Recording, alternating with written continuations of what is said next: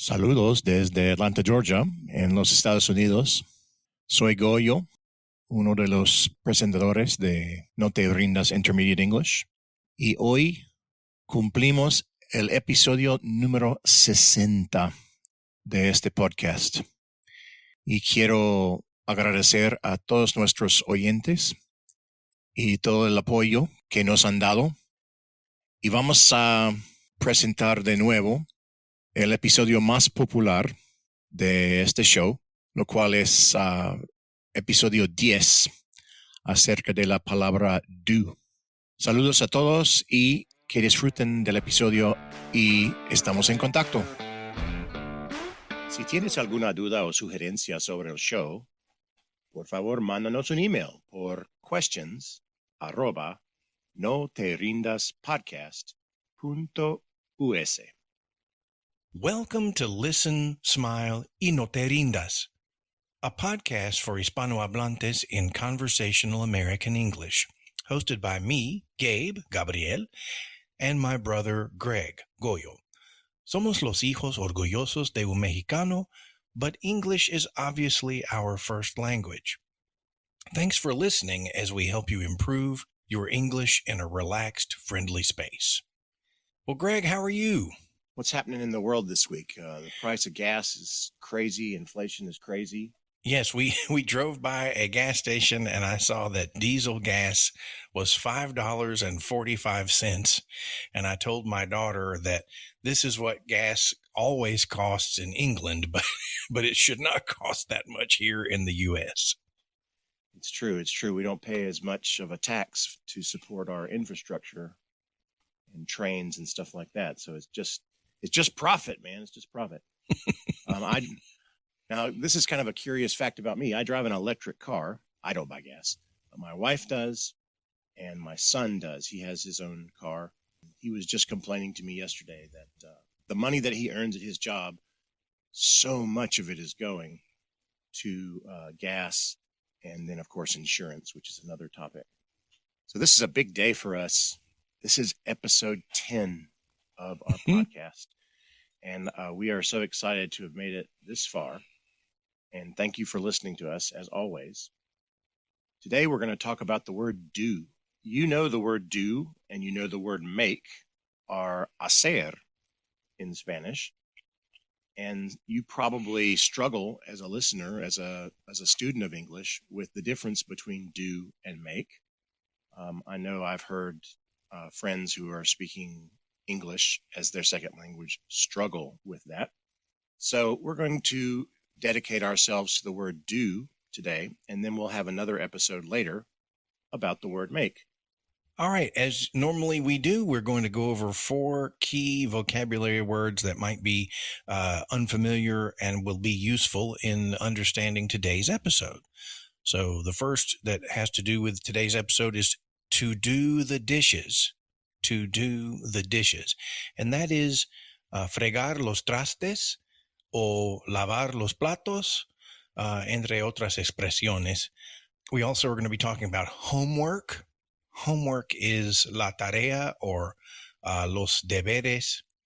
Paperwork. Paperwork is another vocabulary word for today. Paperwork is el papeleo o el trabajo de oficina. And lastly, and our least favorite, is taxes. Taxes are los impuestos. Me chocan los impuestos. So let's start with the phrases to do good versus to do well, or to be doing good versus be doing well. This is a huge source of confusion, even among some native speakers of English. There's debate over this. So let's get into this. So to do well, to be doing well, if I say I'm doing well, that's like saying estoy bien. But to do good can también significa hacer buenas acciones. So to do good is hacer buenas acciones, whereas to do well is more like estar bien. And then we're also going to talk about to do any good, or to if something is doing any good, and that would be more like beneficiar. So let's practice this. How are you, Greg? Okay, so I'm going to answer his question, but I want you to notice how I answer it. Gabe, I'm doing good today. Now, in your English lessons that you've taken, because if you can understand us, you've obviously studied quite a bit of English. It is the case that we say we're doing good in English when, strictly speaking, like from your education, from your teachers, you've heard, I'm doing well. People say I'm doing good when, from a textbook standpoint, they should say I'm doing well. So we're going to talk a little bit about the difference between these two right now. And I'm going to say that if someone says to me, I'm doing good, it has a folksy, of the people friendly quality. Gabe, would you agree with that? Yes. You're going to hear that more in America than doing well, right? Yeah. I mean, if someone says I'm doing well, they sound, I don't know, educated. They sound maybe overly educated. They sound like they might be an English teacher. They sound like they come from an era when grammar was, strictly enforced in the school, and they want to sound very correct. But plenty of people in the United States say, I'm doing good. And then sometimes sometimes you will hear people say, I'm doing well. And this is one of those things where a book will say one thing, but in real life, you hear something else. And my friend Alec, anytime he would ask me how I was doing, and I would say, I'm doing good, he would always say, no, Superman does good. You're doing well. So that he was trying to correct me and say that to do good, it means to do the right thing or to affect positive things in the world, whereas doing well is the condition of being happy and content and healthy and all that. So that has helped me remember that. So you can see the difference here between estar bien. When you say I'm doing well, you're saying estoy bien. But when you say I'm doing good, his friend is making the joke, oh, ¿estás haciendo buenas acciones? No, I'm fine. I'm doing well. I'm doing good. He's pointing out that that's not grammatically correct. You mean I'm doing well. Right. So that's pretty funny. So it gets you doing right, good is used probably more commonly in conversational American English as estoy bien, but it is not grammatically correct. I am doing well is what is grammatically correct. So you may hear both. So let's show an example of doing good correctly used. I can say, for example, hey, Gabe, have you been doing some good in your community? Yes, I've been trying to do good in my community by giving local restaurants lots of business and eating their food. Very, very generous of you. You've been supporting the pizza industry. That's right, the local pizza economy. That's right, the local burrito charity. Now we're going to talk about another expression, which is to do any good. Very, very commonly used with any in front of it, to do any good. Right, doing any good. So I might say, Greg, has it been doing any good that you've been setting an alarm so that you can get up and run before work? No. It hasn't been doing any good. I set the alarm, and then instead of going and running, I just go get my cat, and we acurrucarnos right in the bed for a little while, and I enjoy the warm, sheets and blanket, and then I get up and then barely make it to work on time. So it has not been doing me any good that I've been setting extra alarms. So we have another group of expressions that uses the word do that is around los quehaceres o las faenas. The first one being to do housework, which is hacer los quehaceres. So I might ask Greg, hey, Greg, who does the housework in your home? Well, in my house, I do the dishes. So I guess you could say I do the majority of the housework in my home, but that's not really fair because I do the dishes. I pick up the trash. I often take out the trash, but my wife does the laundry. My wife does the laundry. And of course, there are four of us in the house. So doing the laundry is a huge job. And she, of course, works. So I'm very appreciative that she does the laundry. So I try to do the rest of the cleaning or do the rest of the housework in the house. Now, let's talk about that expression, doing the laundry, for a second, because Gabe, you have a kind of an interesting situation with doing the laundry at your house, don't you? So, yeah, I just bought a new house less than a year ago. And before I got that house for uh, a long time, I was doing my laundry every week at my mom's house. My mother lives close to me, and my new house is also close to mom. And so when I got my new house, mom said, "Son, please don't buy a washer and dryer." uh, because, because I really like seeing you every week or every other week. All right. So far, we've talked about doing well versus doing good. And we've talked about doing chores or doing housework or doing cleaning or doing dishes. Now let's go to doing one's makeup. Okay. So, for example, my wife is always in a hurry, right? She has to drive pretty far to her job, and sometimes she has to drive to remote sites for her job. So she very frequently says, I'm going to go do my makeup in the car. Like, so she has a bag of makeup on the passenger seat in the car. And so she often will go with her, fresh clothing. Her hairstyle is, appropriate for work and what have you. She's got her shoes on, and then she just goes and sits in the car and does her makeup. So I'm hoping as you're listening to me talking, you're hearing all the different forms of do that I'm using, right? She does her makeup. I'm going to do my makeup.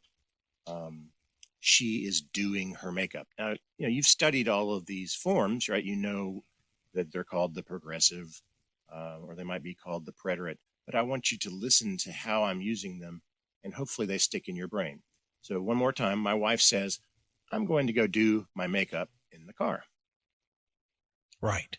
So you can also you can use the phrase to do the minimum or to do the most. I I used to say that in college I was lazy because I would do the minimum it took to get a top score. And my friends would make fun of me and say, "Well, then you're not lazy." Yeah, I was just thinking the same thing. If you're doing the minimum, you're getting a passing grade, but I know you pretty well, of course, because you're my brother. You're doing the minimum to be excellent. That's the kind of person that you are. And this just goes right into another expression in English, to do your best. So Yes. it's kind of funny, oyentes. Gabe is saying, I would do the minimum to be excellent, but I wasn't doing my best. So in my case, I have gone to college more than once because I've had multiple careers. And so when I was single, no children, and in school full time, I did my best, right? I was always doing my best. When I went to school later and I had, a baby and a toddler, and I had a job all the time, I, I, I guess you could say in English, I didn't do my best, or it was difficult for me to do my best. You could also say, hey, I could not do my best. Right. To do your best or just do your best is a very, very common expression. It's something that teachers are going to tell their students that are struggling, something that I tell my daughter all the time. Just do your best, please. So super common.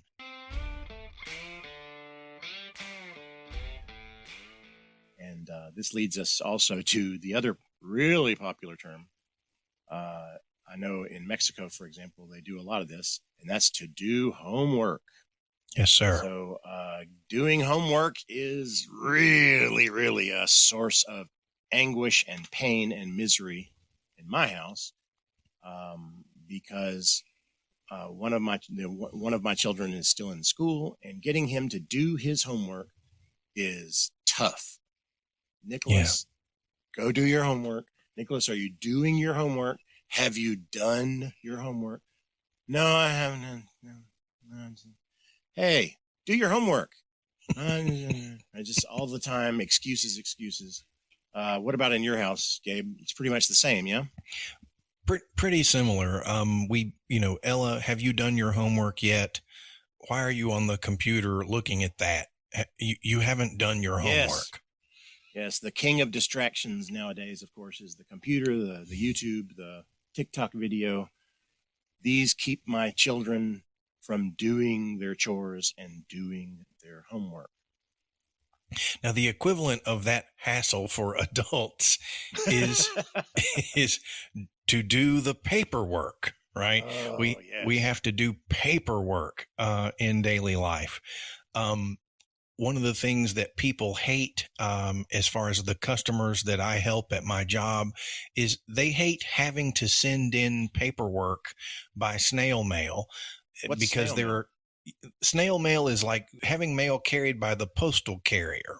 Oh, so sending mail through the buzón, el correo. Right, instead of by email. Yes. So first of all, nobody likes filling out paperwork or doing paperwork, but then they especially complain that they can't just scan it or take a picture of it and email it to us. They have to mail it to us in the regular mail. Gotcha. For my part, I love being a teacher because I get to make things, right? I like to make cool animations for my students and make up songs and sing. But of course, then there's also a part of my job where I have to do paperwork. I have to report, how my students are doing to some other teacher who's responsible for their improvement, or I have to, fill out a survey that gives feedback about how some process is going. And I'm really bad at that. I'm really bad at that. I hate that part of my job. I'm not good at doing paperwork. Everybody has to do the next kind of paperwork. We have an expression in English: the only thing for certain are death and taxes. Right? You have to do your taxes. And I hate doing my taxes. I'm getting to the age now where I do not want to think about all those particulars. So I have an accountant, a CPA, who does my taxes. And I go to see him once a year, and I always tip him, right? Siempre lo propino porque me choca. Odio hacer mis quehaceres. And so, Gabe, do you do your own taxes? I do. I pago mis propios impuestos. I use TurboTax, and they are not sponsoring this, but I use TurboTax, and the way TurboTax gets you is they will bring information over from last year, so you don't have to key very many things in. But on the other hand, it seems to get a little bit more expensive every year. See. Yeah, it's so true. I used TurboTax for years, and it's so nice when they say, "Oh, last year you did XYZ. You want to say that you did XYZ again this year?" Yes, TurboTax, I do. Thank you. Yes, that would be great. Hago clic aquí. Yes, let's click yes. Absolutely. So we've talked about all kinds of forms of the word "do" today. Do your taxes. Do your homework. Do the minimum. Do your chores. Do doing good. Doing well. Let's see what you remember. So, hey, Gabe, when your friend Alec asks you how you're doing, and you respond, "I'm doing good," he often responds, A, "That's fantastic." B, "Superman does good. You're doing well." Or C, "Oh, you're doing good? I'm so jealous. Tengo mucho envidia de ti." All right, which one of those is accurate, Gabe? Well, when I say I'm doing good to Alec, he responds with B. Superman does good. You're doing well, my friend. All right, Greg. Who does the housework in your house? Did you say A, I, Greg, do the housework. I do the dishes. I pick up the trash, etc. B, my wife does the housework while I watch TV. Or C, my children do the housework after bringing us eggs and bacon in bed.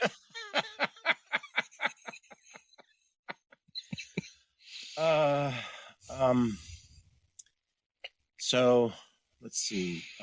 I said I do the housework in the sense that I do the cleaning, like the dishes and picking up the trash. And my wife does the laundry. So A, I guess, would be the best answer. Although, of course, one could say that laundry is also housework, of course. But no, my children do not bring us breakfast in bed or anything like that. All right. Audience, oyentes, what did we say about our children and homework? Do our children do their homework happily and enthusiastically? So, Gabe, A, no, they don't do their homework happily and enthusiastically. We have to fight with them to get them to do their homework.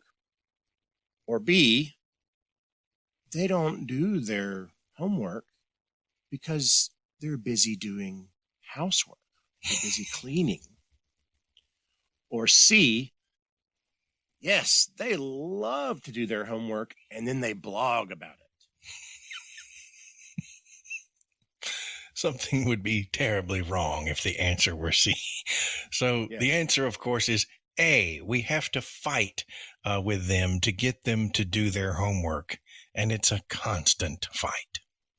Yes, it's a constant struggle to get them to do what's best for themselves and put down the phone, put down the monitor, and get off the internet. Well, guys, we want to take a moment to thank our newest patrons.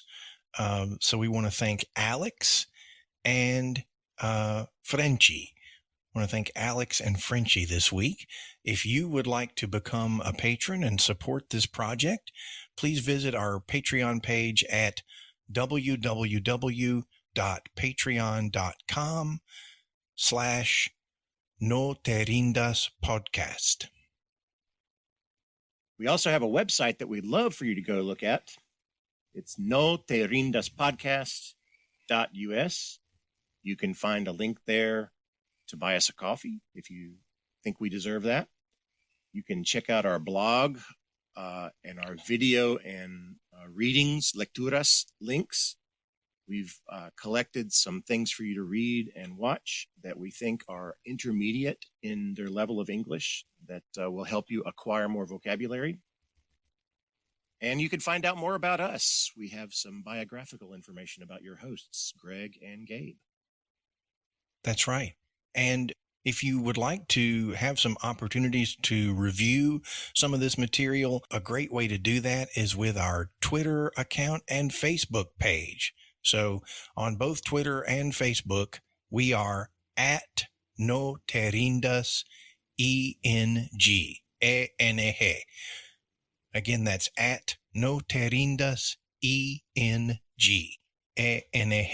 Well, Greg, it's very important that you keep your electric car plugged in this week so that you don't have to buy gas. Let's everybody, the whole family, get in there, and we're going to do all the driving in the smallest car in the family, so we don't have to buy gasoline this week. Try not to eat too much, Gabe, because, you know, when you go to the grocery store, you pretty much have to swap a bag of money for a bag of groceries. Do your best. I'll do my best to eat less and eat light. All right, well, thanks for your time today, Gabe. Love you. I sure had fun. I love you, and I'll talk to you soon. All Bye. Right, bye-bye.